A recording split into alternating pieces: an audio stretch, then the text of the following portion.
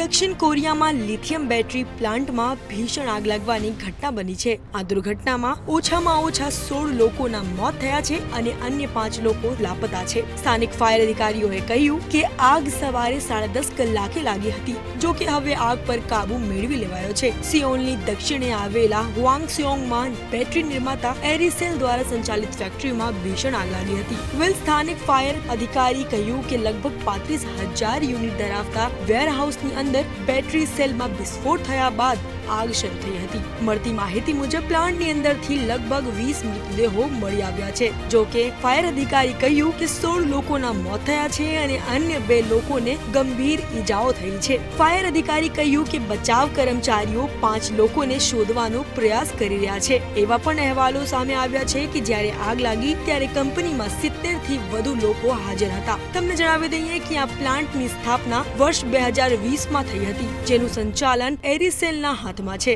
આ company sensor અને radio સંચાર ઉપકરણો માટે લિથિયમની બેટરીનું ઉત્પાદન કરે છે। હાલ તો આ વિડીયોમાં બસ આટલું જ। બીજા બધા કોન્ટેન્ટ્સ માટે તમે જોતા રહો મંતવ્ય ન્યૂઝ।